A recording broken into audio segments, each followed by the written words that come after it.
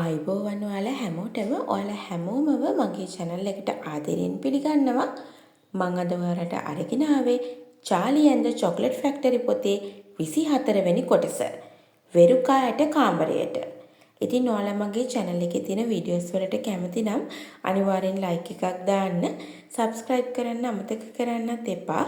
bell icon එක click කරොත් notification ගෙන්න ගන්නත් පුළුවන්. වොන්කා කොරිඩෝව දිගේ පහළටම ගියා. ඊළඟට ඔවුන් ආව කාමරයේ දොරේ මෙහෙම ලියලා තිබුණා. ඇට කාමරය. හරි, මෙහෙම නවතිමු. වොන්කා කීවා. හති අය හති අරින්න. ඊළඟට දොරේ තියෙන වීදුරු කවුළුවට ඇහැ ලං කරලා බලන්න. ඒත් ඇතුළට නම් යන්න එපා. ඇට කාමරයට ගියොත් ලේනු කලබල වෙනවා. හැමෝම දොර වටේ රොක්කුණා. සීයා අර බලන්න චාලි කෑ ගැහුවා. ලේන්නු වෙරුකාත් කෑ ගැහුවා. හරිම පුදුමාකාරයි. මයික් ටීවී කිව්වා. ඔවුන්ට දැක ගන්න ලැබුණේ ඇත්තටම පුදුම හිතෙන දෙයක්. ලොකු මේසයක දෙපැත්තේ ලේනු 100ක් විතර පුටුවල වාඩි වෙලා හිටියා. මේසේ හැම තැනකම වෝල්නට් ගෙඩි කොට ගහලා. ලේනු ලොක වැඩකේදීලා හිටියේ. වෝල්නට් ගෙඩියක් ටිකක් කජු ගෙඩිය වගේ. පිටින් තියෙනවා හරි ඝනකම් ඉවත් කරන්න අමාරු ලෙල්ලක්. ඇතුලෙන් තියෙනවා රසවත් මදයක්. ලේනු මොකද කළේ? වෝල්නට් ගෙඩියේ තද ලෙල්ල එයාලගේ දතෙන් හපලා ගෙඩිය පලනවා. ඊළඟට ගෙඩිය මැද තිබුණු රසවත් මදේ ගලවා එක තැනකට එකතු කරනවා. ලෙල්ල අහකට දමනවා. ඔය ලේනුන් මේ වැඩේට විශේෂයෙන්ම පුහුණු කරලා ඉන්නේ. වොන්කා කීවා. ඇයි ඉතින් මේකට ලේනුන් යොදවන්නේ? මයික් ටීවී ඇහුවා. උම්පලුම්පාලට බැරිද මේ වැඩේ කරන්න? ප්‍රශ්නය මේකයි. වොන්කා කීවා. වෝල්නට් ගෙඩිය ඇතුළේ තිබෙන මදේ කැඩෙන්නේ නැති වෙන ගලව ගන්න උම්පලුම්පාලට බෑ.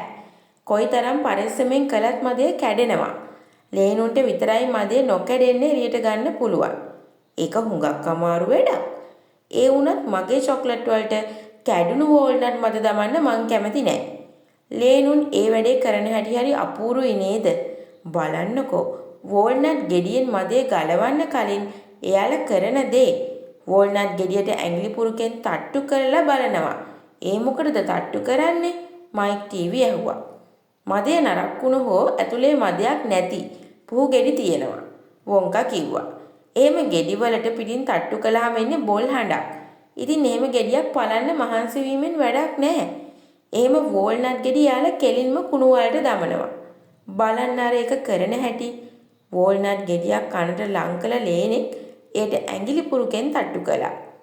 ඊළඟට ඒ ඇතුළ පුහු එකක් කියලා වැටහිලා ඒක බිම තිබූ වලකට විසිකලා. අම්මේ, වෙරුකා සෝල්ට් එකපාරටම කිව්වා. මට ඕන අර විදිය ලේනෙක්. ඇත්තමයි මට ඕන එයින් ලේනෙක්. මෝඩ කතා කියන්න එපා දුවේ, ඇගේ අම්මා කිව්වා. මේ ලේනු ඔක්කොම අයිති වොන්කා මහත්තයාට. මට කමක් නැහැ ඒකට, වෙරුකා කිව්වා. මට මෙයින් ලේනෙක් ඕනෙමයි. බලන්න මට සුරතල් කරන්න ගෙදර සත්තු කී දෙනාද ඉන්නේ? බල්ලෝ දෙන්නයි, පූසෝ 4 දෙනයි, හාවෝ 6 දෙනයි, මාළගිරව් දෙන්නයි, ලව්බර්ඩ්ලා 3 දෙනයි, රෑනගිරව් 1යි, එක ඉබ්බයි, ගෝල්ෆිෂ් මාළු ටැංකියයි, සුදු මීයෝ ඉන්න කූඩු 1යි, එක ඌරු මීයයි. එච්චරයිනේ මට සුරතල් සතුන් ඉන්නේ. මට ඕනේ මෙයින් ලේනෙක්. හොඳයි මගේ රත්තරන් දුවේ, සෝල්ට් නෝනා කිව්වා. අම්මට පුළුවන් ඉක්මනින් ඔයාට ලේනෙක් අරන් දෙන්නම්. ඒ වුණාට මට ওই කැලේ ඉන්න ලේන්නු එපා. වෙරුකා කිව්වා. මට ඕන අර විදියට පුහුණු කරපු ලේනෙක්. එතකොට වෙරුකාගේ තාත්තා එතනට ලං වුණේ ඔහුගේ මුදල් පසුම්බිය එළියට අදිමින්. හොඳයි වොන්කා මහත්තයා. අර ලේනෙක් මිලට ගන්න මං කැමතියි. කීයද ඔබේ ගණන? ඔය ලේන්නු ඉන්නේ විකුණන්න නෙමෙයි, වොන්කා කිව්වා. ඇයට එයින් එකෙක්වත් දෙන්න හැටියක් නැහැ. කවුද කියන්න මට ලේනෙක් දෙන්න බෑ කියලා? වෙරුකා කෑ ගැහුවේ තරහින්. මම මේ දැන් මේ මොහොතම ලේනෙක් අල්ල ගන්නවා. එපා, වොන්කා කෑ ගැහුවා. එතකොටත් පමා වුණා වැඩි. වෙරුකා දොර තල්ලු කරගෙන කාමරයට ඇතුළු වුණේ කාටවත් නවත්තන්න බැරි වේගෙන්. ඇයි ඒ කාමරයට ගිය වහාම ලේනු සියලු දෙනාම උන් කරමින් හිටි වැඩේ නැවැත්තුවා. ඊළඟට උන් හැමෝම උන්ගේ කළු පාට ඇස් පුංචි කරමින් වෙරුකා දිහා බලා හිටියේ පුදුමයෙන්. වෙරුකාත් එතනම නැවතිලා ලේනුන් දිහා බලාගෙන හිටියා. ඊළඟට ඇගේ ඇස් දෙක යොමු වුණේ ඇයට කිට්ටුවෙන්ම පුටුවක හිටි ලස්සන ලේනෙකුට. උගේ අත් දෙකේ තිබුණ වෝල්නට් ගෙඩියක්. ඔයා නම් මට හොඳයි. මට ඕනේ ඔයාව, ඇය කිව්වා. එහෙම කියලා ඇය අත දිගු කළේ ලේනව ඇදලා ගන්න. ඇගේ අත ඉදිරියට යද්දිම තප්පරයක කාලයකදී කාමරයේ ලොකු වෙනසක් වුණා. දුඹුරු පාටට විදුලියක් කෙටුවා වගේ මේසෙ වටේ වුණු ලේනු ඔක්කොම වෙරුකගේ ඇඟට පැන්නා. 25 දෙනෙක් ඇගේ වම් අතෙන් අල්ලාගෙන ඒක බදාගෙන හිටියා. තවත් 25 දෙනෙක් ඇගේ දකුණු අත අල්ලාගෙන ඒක බදාගෙන හිටියා. 25 දෙනෙක් ඇගේ වම් කකුල බදාගෙන ඒක පොළවට තද කරගෙන හිටියා. තවත් 25 දෙනෙක් ඇගේ දකුණු කකුල බදාගෙන ඒක පොළවට තද කරගෙන හිටියා. ඉතුරු වෙලා හිටියේ එකම ලේනයි. ඒ උන්ගේ නායකයා වෙන්න ඇති. ඌ වෙරුකාගේ උරහිස දිගේ උඩට නැගලා ඇගේ ඔළුවට ඇඟිලි පුරුකෙන් තට්ටු කරන්න පටන් ගත්තා. අනේ මගේ දුවව බේරා ගන්න. සෝල්ට් මහත්මිය විලාප නැගුවා. වෙරුකා ආපහු එන්න දුවේ. එයාලා මොනවද ඔයාට ඔය කරන්නේ? එයාලා වෙරුකාගේ ඔළුව පරීක්ෂා කරලා බලනවා. වොන්කා කිව්වා. එයාලා බලනවා ඔලු ගෙඩිය පුස්සක්ද කියලා. එහෙමත් නැත්තම් ඔලු ගෙඩිය ඇතුලේ මදේ හොඳයිද නරක් වෙලාද කියලා බලනවා. ටිකක් බලාගෙන ඉන්න. වෙරුකා හුඟක් දඟලන්න උත්සාහ කළා. ඒත් ලේන්නු ඇයව තදින් අල්ලාගෙන හිටියා. ඒ නිසා ඇයට හෙලවෙන්නවත් පුළුවන් කමක් තිබුණේ නැහැ. ඇගේ උරහිසට නැග හිටි ලේනා ඒ කටයුත්ත දිගටම කළා. ඇඟිලි පුරුකෙන් වෙරුකාගේ ඔළුව වටේටම ටොක් ටොක් ගගා තට්ටු කරමින් ඌ ඔළුව වටේම ගියා. ඊළඟට එකපාරටම ලේන්නු වෙරුකාව බිමට පෙරළුවා. ඊට පස්සේ ඇය බිම දිගේ ඇදගෙන ගියා.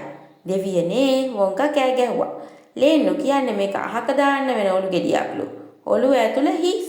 එහෙමත් නැත්තම් මදේ නරක් වෙලා කියලා උන්ට තේරිලා.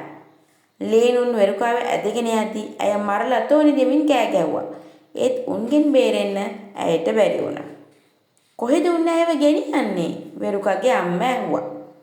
මදේ කුණුණු වෝල්නට් ගෙඩි දමන්න කාමරය ඇතුලේ වලක් තියෙනවා. ඔවුන් ඇයව ඇදගෙන යන්නේ ඒ කුණු වල ළඟට. ඒකට වැටුනම ඇය ලොකු බටයක් දිගේ යාවි කසල වලට. දෙයියෝ සාක්කි. ඇය අර වලට වැටුණා විතරයි නොපෙනී ගියා. ඒක හුඟක් ගැඹුරු එකක්ද? වීදුරෙන් බලාගෙන හිටි සෝල්ට් මහත්තයා කෑ ගැහුවා. අනේ ඇය බේරා ගන්න. සෝල්ට් නෝනා කෑ ගැහුවා. පරක්කු වැඩි වොන්කා කිව්වා. දැන් ඇය මෙලහකටත් පයිප්පේ දිගේ යනවා ඇති. කොහෙටද ඇය යන්නේ? සෝල්ට් නෝනා ඇහුවේ අඬා වැළපෙමින්. නරක් වුණු වෝල්නට් ගෙඩි වලට ඔයාලා මොකද කරන්නේ? ඒ පයිප් යන්නේ කොහෙටද? මං කලින් කිව්වේ වොන්කා කිව්වා. ඒ පයිප් සම්බන්ධ වෙන්නේ ප්‍රධාන කුණු වලට. කම්හලේ හැම තැනම එකතු වෙන කුණු රොඩු අපද්‍රව්‍ය පයිප් දිගේ එන්නේ එතනට. බිම අතුගාලා එකතු වෙන දූවිලි නරක් කුණු ගෝව ගෙඩි උයන්න ගනිපු මාළුන්ගේ ඔලු අර්ථාපල් ලෙලි මේ හැම දෙයක්ම යන්නේ එතනට. මේ කම්හලේ කවුද ගෝව අර්ථාපල් මාළු කන්නේ? මං කැමති ඒක දැනගන්න. මයික් ටීවී ඇහුවා. මං තමයි ඒව කන්නේ. වොන්කා කිව්වා. ඔයා හිතුවේ මං කොක්කෝ වලට කාලේ ජීවත් වෙනවා කියලාද? කුණු වලට එකතු වෙන කුණු ටිකට ඊළඟට මොකද වෙන්නේ?